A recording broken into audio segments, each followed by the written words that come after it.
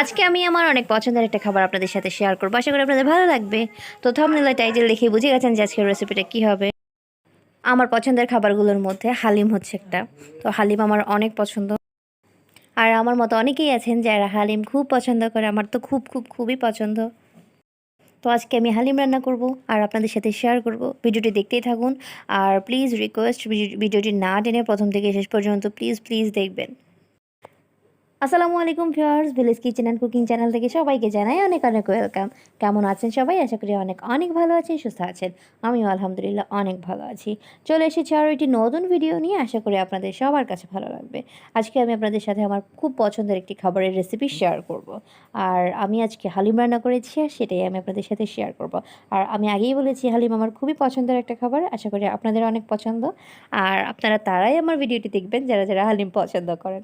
আর যারা পছন্দ করেন না তারা তো দেখবেনই না। তো যারা দেখবেন তাদের অবশ্যই হালিম পছন্দ। আর যাদের হালিম পছন্দ, যারা হালিম খেতে খুব পছন্দ করে, তারা প্লিজ আমার ভিডিওতে অবশ্যই লাইক করবেন। ও আরেকটা কথা যেটা না বললেই না, আপনারা অনেকেই আছেন ভিউয়ার্স যারা আমার ভিডিওটি দেখেই চলে যান কিন্তু সাবস্ক্রাইব করেন না চ্যানেলটি। আর তাদেরকে বলবো যে প্লিজ আমার চ্যানেলটি সাবস্ক্রাইব করবেন, আমার পাশে থেকে বেল বাটনটি অন করে দিবেন। আর যারা অলরেডি আমার চ্যানেলটি সাবস্ক্রাইব করেছেন তাদেরকে অনেক ধন্যবাদ। আর আমার রেসিপিটি ভালো লেগে থাকলে অবশ্যই একটি লাইক করবেন, কমেন্টস করবেন এবং আমার ভিডিওটি শেয়ার করে দিবেন। তো আর কোনো কথা বাড়াতে চাই না, দেরি না করে চলুন তাহলে শুরু করা যাক। তো ভিউয়ার্স দেখতেই পাচ্ছেন আমি এখানে হালিম মিক্সের একটা প্যাকেট নিয়ে নিয়েছি, আর এটা প্রাণের। আর আমি আজকে প্রাণ হালিম মিক্সটাই আজকে রান্না করব। তো প্রথমে আমি প্যাকেটটা কেটে নিচ্ছি এবং প্যাকেটের ভেতরে থাকা মশলা আর ডালটা বের করে নিচ্ছি। তো আমি পানি এখানে ভালো করে সেদ্ধ করে নিয়েছি। তো ফুটানো পানি নিয়ে নিয়েছি, আর ডালটা আমি বের করে এখন আমি দেখতে পাচ্ছেন ভিউয়ার্স, আমি প্যাকেটটি কেটে ডালটাকে বের করে নিয়েছি। আর আমি এই ডালটাকে 1 ঘন্টার মতো আমি ভিজিয়ে রাখবো ফুটানো পানি দিয়ে। তো দেখতে পাচ্ছেন ভিউয়ার্স, আমি পানিটা দিয়ে দিয়েছি, আর এই ভেজানো ডালটা আমি 1 ঘন্টার জন্য রেখে দিব। ভালো করে নেড়েচেড়ে মিশিয়ে দিচ্ছি যাতে কোনো লাম্পস না থাকে। আর এই বাটিটাকে আমি এখন এক সাইডে রেখে দিব। আর আমি আজকে এই হালিমটা চিকেন দিয়ে রান্না করব। তো আমি এখানে নিয়ে নিয়েছি আধা কেজি পরিমাণ চিকেন। আর চিকেনটা আমি এখানে দেখতে পাচ্ছেন ভিউয়ার্স, আমি এই চিকেনটাকে ছোট টুকরা করে কেটে নিয়েছি। এই যে ভিউয়ার্স দেখেন আমি ছোট টুকরা করে কেটে নিয়েছি। তো এখন আমি চলে যাচ্ছি চুলায় আমি একটা প্যান বসিয়ে দিয়েছি এবং আমি এতে দিয়ে দিয়েছি পেঁয়াজ কুচি। আর আমি এখানে পেঁয়াজটাকে আমি বেরেস্তা করব। তো এখান থেকে আমি অর্ধেক আমি তুলে রেখেছি বেরেস্তা করে, আর বাকিটা দিয়ে আমি হালিমটা রান্না করছি। তো আমি এর মধ্যে দিয়ে দিয়েছি এখানে 1.5 চা চামচ রসুন বাটা, আর দিয়ে দিয়েছি 1.5 চা চামচ আদা বাটা। রসুন আর আদাটা দিয়ে আমি ভালো করে নেড়েচেড়ে মিশিয়ে নিচ্ছি। তারপর আমি ভিউয়ার্স দিয়ে দিচ্ছি এখানে পানি দিয়ে দিয়েছি। তারপর আমি এখানে দিয়ে দিচ্ছি হলুদের গুঁড়া। তারপর আমি এখানে দিয়ে দিয়েছি মরিচের গুঁড়া। তারপর দিয়ে দিয়েছি এখানে আমি জিরা গুঁড়া। তারপর দিয়ে দিলাম পরিমাণ মতো লবণ। তারপর আমি সবগুলোকে নেড়েচেড়ে মিশিয়ে দিয়েছি। তারপর আমি প্রাণ হালিম মিক্সের প্যাকেটে থাকা যে মশলাটা ওটা আমি দিয়ে দিলাম। তারপর আমি সবগুলো উপকরণকে ভালোভাবে নেড়েচেড়ে মিশিয়ে দিচ্ছি। মশলাটাকে আমি ভালো করে কষিয়ে নিচ্ছি। দেখতে পাচ্ছেন ভিউয়ার্স বলক এসে গেছে। তারপর আমি এর মধ্যে দিয়ে দিচ্ছি কেটে রাখা মুরগির মাংসগুলো। চিকেনগুলোকে আমি ভালো করে মশলার সাথে কষিয়ে নিচ্ছি। আর চিকেনটা কিন্তু সিদ্ধ হতে তেমন একটা সময় নেয় না, খুব তাড়াতাড়ি সিদ্ধ হয়ে যায়।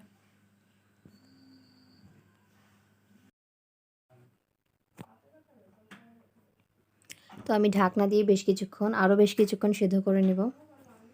দেখতে পাচ্ছেন ভালো করে মশলার সাথে কিন্তু মাংসটা কষানো হয়ে গেছে আর সেদ্ধও হয়ে এসেছে।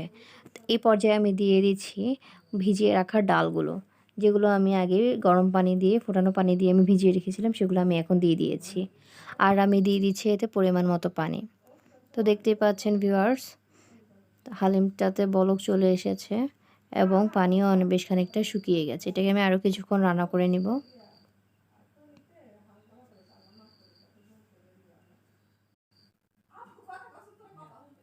ভিউয়ার্স দেখতেই পাচ্ছেন হালিমটা কিন্তু বেশ খানিকটা ঘন হয়ে এসেছে। এটাকে আমি আরও কিছুক্ষণ রান্না করে নিব। আর কিন্তু হালিমটা কিন্তু অবশ্যই একটু পরপর নাড়তে হবে, তা না হলে কিন্তু পাত্রের তলায় এটা কিন্তু লেগে যেতে পারে আর পুড়ে যাওয়ার চান্স থাকে অনেকটা। তাই অবশ্যই খেয়াল করে একটু পরপর কিন্তু এটাকে নেড়ে দিতে হবে।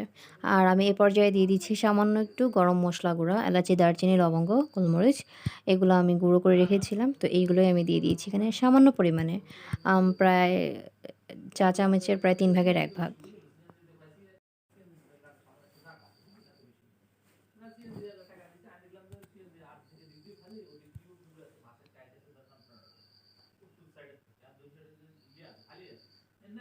দেখুন ভিউয়ার্স, এর মানে ঘনত্বটা কেমন হয়েছে, দেখতেই পাচ্ছেন ভিউয়ার্স ঘনত্বটা কেমন হয়েছে। আর এ পর্যায়ে অবশ্য লবণটা চেক করে নেবেন যে সব কিছু ঠিক আছে কিনা। তো রান্না করা হয়ে গেছে হালিমটা, আমি এখন এটাকে নামিয়ে নিচ্ছি এবং একটি সার্ভিং ডিশে সার্ভ করে নিচ্ছি। তো ভিউয়ার্স দেখতে পাচ্ছেন আমি এটাকে একটি সার্ভিং ডিশে সার্ভ করে নিয়েছি। আর আমি প্রথমেই বলেছিলাম যে আমি পেঁয়াজ বেরেস্তা করে নিয়েছি।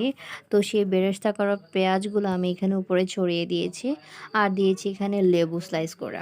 তো লেবুটা আমি এখানে স্লাইস করে নিয়েছি। আর আপনারা চাইলে কিন্তু শসা এবং কাঁচামরিচই দিতে পারেন। আমি শসা আর কাঁচামরিচ কুচি দেইনি।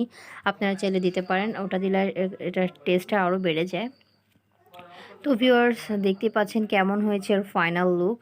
আর আশা করি আপনাদের খারাপ লাগবে না, ভালোই লাগবে।